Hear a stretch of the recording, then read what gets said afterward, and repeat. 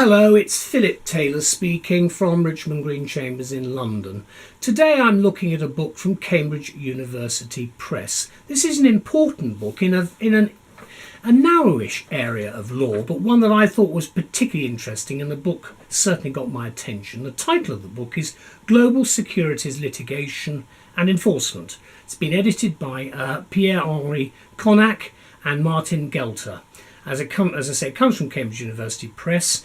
My wife and I have given the title for our book review the following: An Ideal New Statement from CUP on Global Securities for Practitioners and Academics in the 21st Century. That's what you're getting. And obviously a lot of contributors involved in this book. It's a heavy book. It's a hardback. There's the front. There's the spine. And then you probably can't make very much out on the back. But as I said, it's a heavy book. Right at the back of the book, there is, of course, the standard index, and it's by page numbering. You can see that just at the back. The pages, runs to 1,100 odd pages, nearly 1,200 pages in total. The front of the book, there's the blurb about the book. I've borrowed a little bit of the blurb for the review. Then you've got the main page, front page itself there. Then some stuff from Cambridge University Press. Then the content section split into the various parts. What you've got is the name of the contributor after the particular part and chapter heading, running all the way through. You can see there are 30 chapters in total. And what we do have is basically it starts off with part 1 being a general report.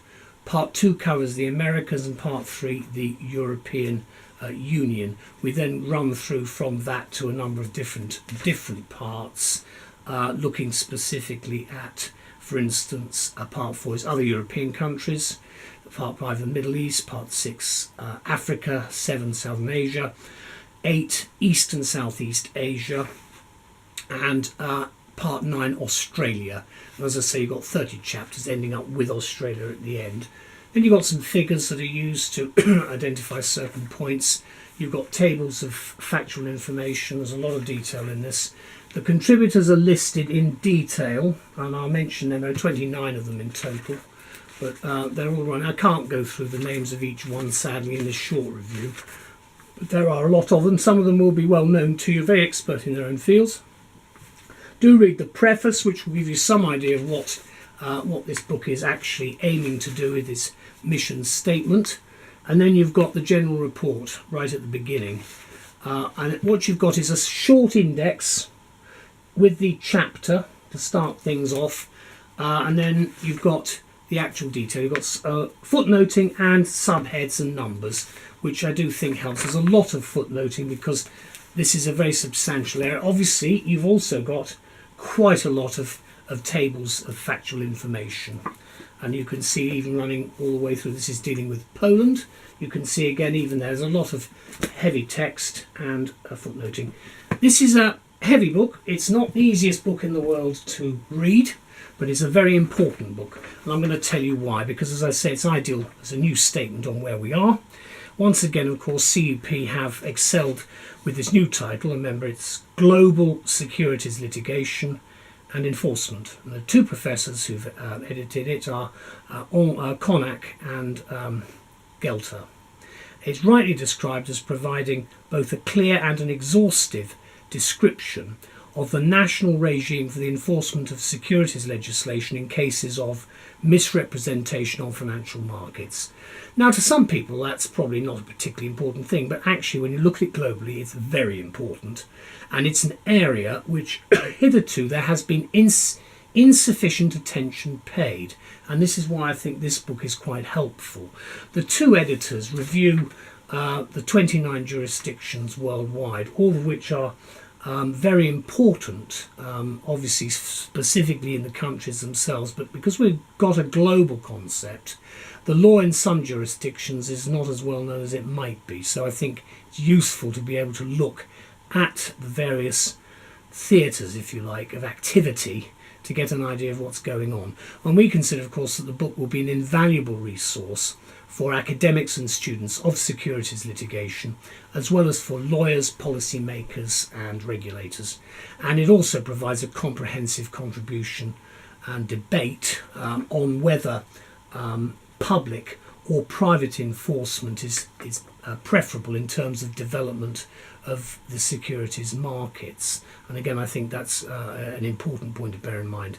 We think it will appeal to those interested in the legal origins theory and in comparative securities law, because we are global. Whether they like it or not, that's where we are, and I don't see it changing. It's crept up on us quite quickly, globalisation, but it's there and it's not going away, and we've got to know how to deal with it.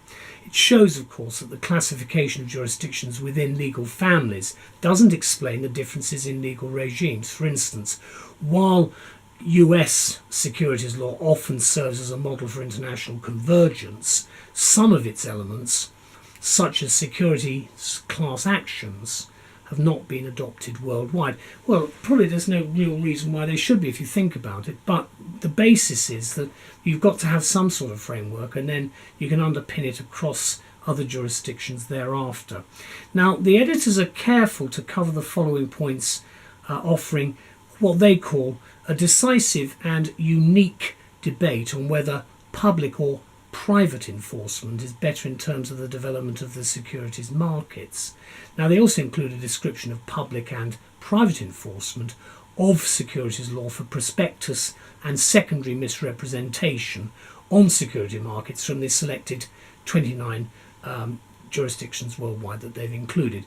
And I talk about enforcement here because one of the problems which we're going to grapple with in this century, clearly, is the lack of enforceability because of a lack of agreement, treaties or otherwise, with other countries. We've got it with the internet, we've got it with problems across the borders with criminal matters and so forth. So you can see the difficulties, but at least we're talking about it. As I said, it's got about 1,100 odd pages. It's got 9 parts, 30 chapters, and there are actually not 29, 37 contributors in total who provide insights into the recent and numerous developments of securities litigation. And I think we're very lucky to have this book because the result is a first-class contemporary statement in what is a highly specialised area of protection for investors, you may be an investor, for issuers, you may be an issuer, regulators and academics. Obviously the regulators will have their own views, I'm sure, the academic community as well. So it's a big thank you to Cambridge University Press for doing it. You cannot be without this if this is your legal field. Now, the book was first published as a hardback on the 3rd of January 2019. I'll just show you it again. There it is. It's a heavy book. There's the spine, and then, as I say, there's some blurb on the back. Rather a nice cover at the front, because it gives you an idea. We're talking of the globe, you see. Let's open it up in the middle. I'm looking at Spain here. This is Spain. This is looking, just go to the beginning of that chapter. This is Spain, minority investors protection in Spain. You can see the structure again halfway through the book. You've got the index right at the beginning for the chapter with the page numbering, so you can find it quite quickly. Then you go into the numbering, and you've got the footnoting at the sides. You haven't got paragraph numbering, but you've got quite a lot of figure work. You've got quite a lot of justification for some of the statements made, and you've got quite a lot of detailed information, in this case specifically about various articles in various treaties, without going into the detail.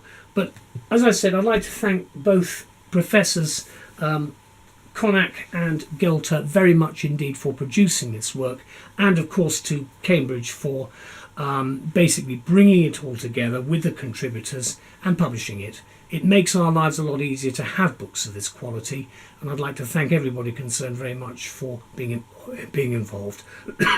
Thank you once again. Bye-bye.